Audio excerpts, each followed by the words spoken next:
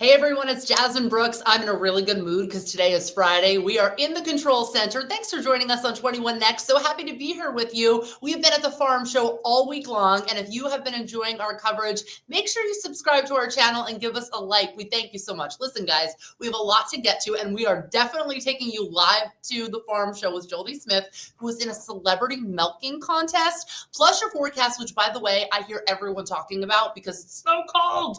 But we want to begin tonight with a top story that is not necessarily a happy one, but we are getting more insight to a man who actually was ran over by a train and died, just 34 years old in Lancaster County. You're seeing pictures of him right now, Alex Fitzgibbon. And tonight, Andrew Klein sat down with his family. My first question, Andrew, why did the family want to talk to you, and what was their message tonight? Yeah, Jasmine, they wanted to be able to share his story. They have a lot of love for Alex. I spoke with his mom today, who said she's been an integral part of his life throughout the entirety of it. She said they have a very, very close relationship. And, they just wanted to spread awareness for mental health. He dealt with some mental health issues. And one of her biggest messages was, if your son or your daughter, your child, somebody in your life is dealing with a mental health issue, never, ever give up, no matter what the situation is. If you start to lose hope, just make sure you stick by them, because that's the most important thing that they can have. Just 34 years old. That's so young. He died in the beginning of January. There's a GoFundMe now. And what is that raising money for exactly? It's raising money for his funeral expenses. So his mom and a friend of hers set the GoFundMe up. That's how I got in contact with them. They set it up to help raise money for his funeral expenses, and they've done a pretty good job so far. I don't think they're fully at their goal, but they're very, very close. And I actually took a look at the GoFundMe this morning, and the friend who had set it up had left a message saying, now Denise will be able to give Alex that proper burial that he deserves. I see a lot of pictures. Can you tell us who the people are in the pictures? There's some children. Do you know any of the relationships here? I believe that's his nephew. Okay. He was around the house. His sister was there today. She didn't want to talk much on camera, but she shared her love for him and how much of a good person and a light in their life that he was. And his young nephew was walking around the house. Very cute to see him. After what had gone down in such a tragic moment for that family, to have him be able to be there and help support the family. I think that was a light for them as well. Well, we're going to hear from his mother tonight on CBS 21. Andrew Klein, thank you for sharing that story with us, and we look forward to hearing from the family. It's so important to talk about mental health, and when families talk to us about tragedies that happen, hopefully we can get them help. So go to the GoFundMe page if you'd like to help with the funeral expenses. You can find the link at cbs21.com. Let's lighten the mood. We have a celebrity joining us, a celebrity milker. Let's just bring him in. What do we call you? You're a celebrity what? I guess a celebrity milk competitor. Well, we really don't know farming lingo. That's one thing I'm learning. Go ahead. What'd you do? I sat on the stool. I went after it. There's some actual proof of all this. Got second place last year. This year, let's just say when the cow strolled up, I was not enthusiastic. I know a fine craftsman shouldn't blame their tools, but I'm not sure I have much to work with this time. I did ask, you sure this wasn't milked already? They said earlier today. I said, how much earlier today? Like 10 minutes ago? Because there wasn't much there. So I got a beautiful ribbon. So he's blaming the cow for user No one error, asked you to be on. This is Tyler, our assistant news director. This is not your segment. He was taking the video, and he's going to back me up on this. Like, there was not much to be had. That is true. Now, yesterday, I interviewed a farmer, a dairy farmer, and he had antibacterial spray and whatever it is, and you would spray it on the teats. Did you have to do that? No, we didn't. You have to prep the teats? Get me in the shot here, fool. No, we didn't do that. Nobody did that. Even the winners didn't do that. So I don't think that was the decision maker. I think it was just Leaky McBessie was ready to go.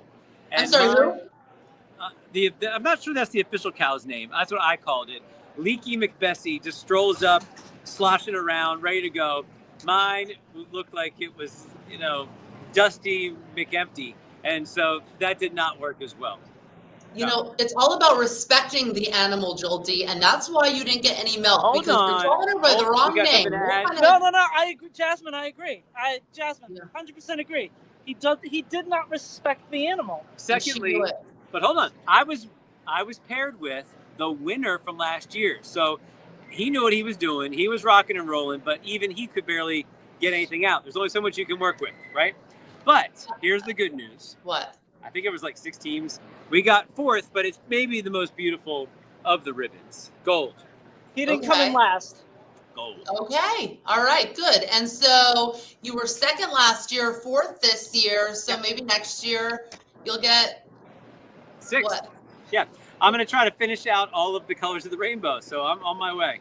Here we go. I have to give you credit though, because I really have no interest in doing that. I feel like it's such an aggressive move that I'm not used to, that I feel like I would feel like I'm hurting the cow. Like I just wouldn't feel comfortable doing it. So I give you props. I was one last thing. Commissioner Justin Douglas has been shaking things up with the Dauphin County commissioners. I was on his team, and I said, you know, you may want to look into, there could be a problem here with which cows were given to which people, and if you're really into accountability, this could be the next thing you look into. So we'll see. So you're just like under the cow by the udders, and you're just like, you know, and then you're just like, you know, so right, you're really a lot like that. Up.